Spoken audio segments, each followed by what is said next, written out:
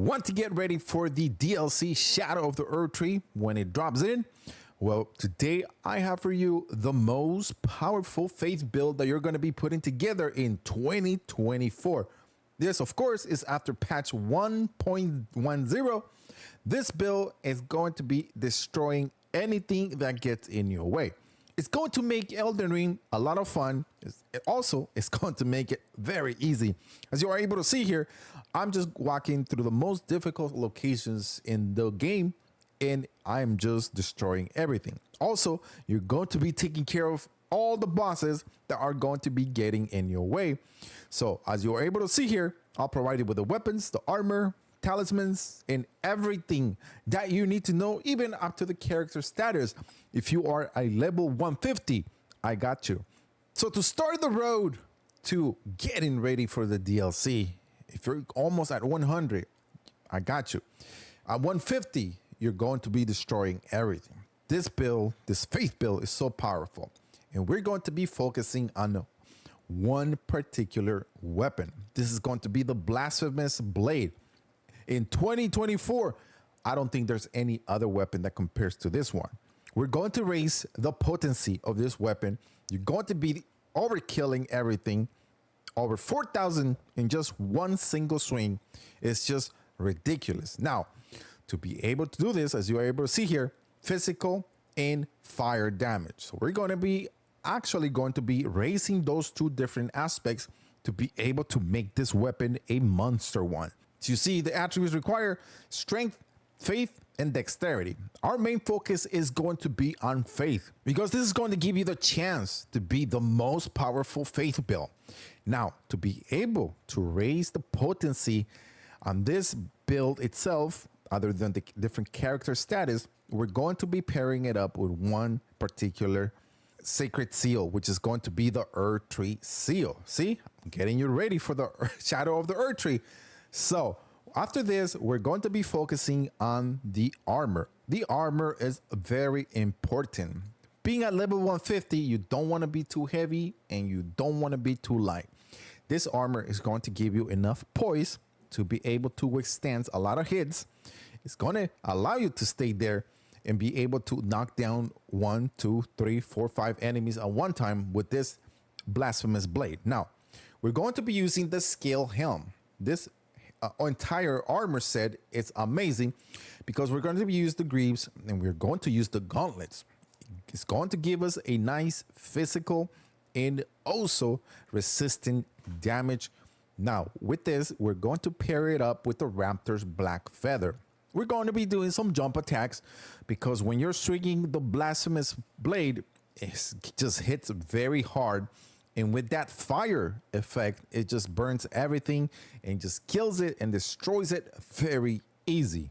Now that we have our poise, we have our combination of jump attacks, how do we increase the power on this weapon? We're going to be focusing on 4 different talismans. I'll also give you some other options that are going to help you. One is going to be the Fire Scorpion Charm. This one is going to raise everything in this weapon because this weapon has a effect of fire. So we definitely are going to be able to do that. Then, of course, Shard of Alexander, which is going to greatly boost every attack that we're going to have with this weapon. Well, with this, we're also going to need a little bit of defense, and this is where the Dragon Crest Great Shield Talismans comes in. This one is going to boost our physical damage negation. So when we are using the special attack on the Blasphemous Blade, and we are just there sitting like a sitting duck, this talisman is going to help us stay in place and give us that nice, beautiful poise that you need to be able to withstand. And once that Blasphemous Blade goes down, everything else will go down with it. Then we're going to be able to use the Cariam Flinglet Crest. As we are going to be able to use a lot of FP. We just got to make sure that, we use this one to be able to use more of our FP. Couple of options. If you are very low on faith, we're probably going to suggest to use the 2-finger Helm Room.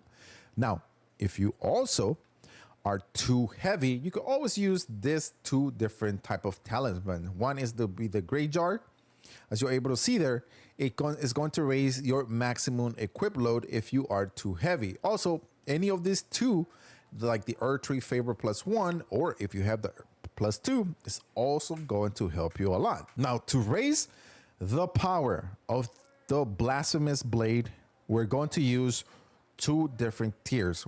One, the Flame Shrouding Crack tier, is going to boost, as you are seeing there, fire attacks. As this weapon loves to kill everything with fire, you're going to be able to raise the power, the potency, so whatever it touches is going to burn and destroy. And then next we have the Faith Not Crystal tier.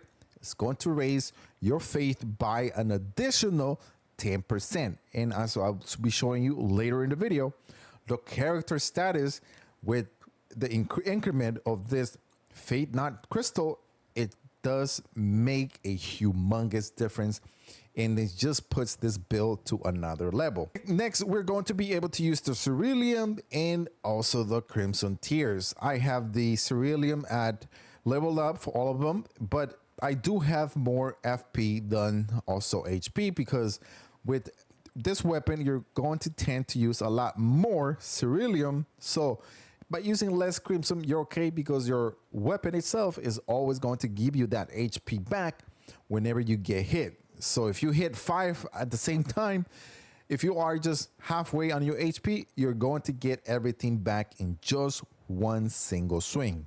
Now we're going to be able to use 4 different spells, and they're going to be incantations. One of them is going to be Golden Bow.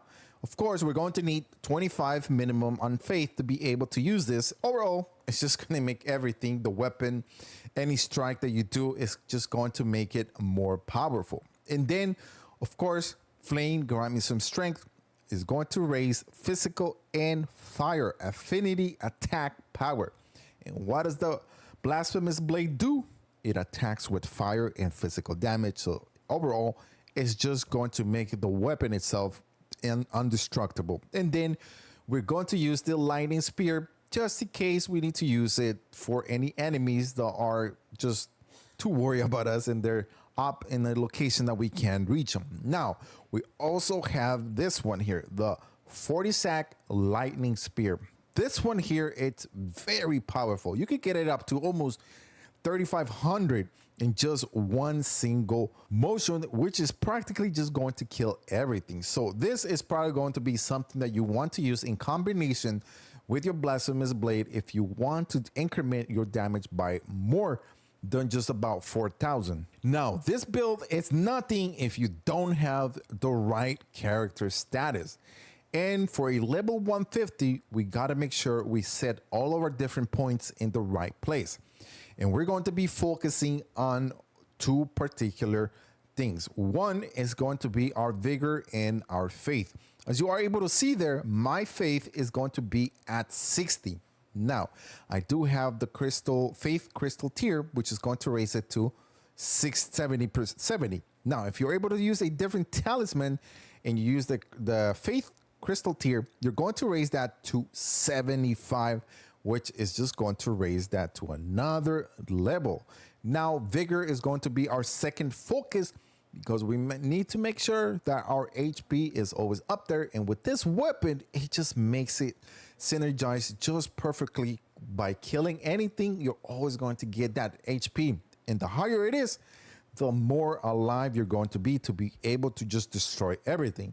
And then after this, our next focus is going to be strength, because it is the #1 attribute requirement of this weapon. Now, we are not using this weapon for that particular style. We are using it for more if we need to use it and we are able to encounter enemies at a very close range, then we're going to be able to use that. Then after this, we have our mind and endurance, making sure that we're always light enough to be able to wear all the different outfits that we are using and the weapon.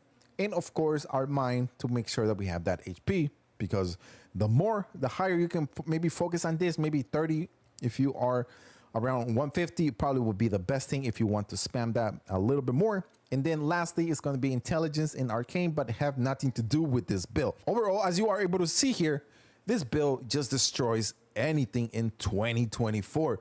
It's just kills, it doesn't matter what level you are. So if you're trying to find a build that is going to help you, it also is going to be the best build taking into the Shadow of the Erdtree DLC, definitely this is going to be the one you want to take a look at. Experiment with it. Let me know what you think. And also, always, don't forget to hit that like and subscribe to the channel for even more Elden Ring builds coming your way.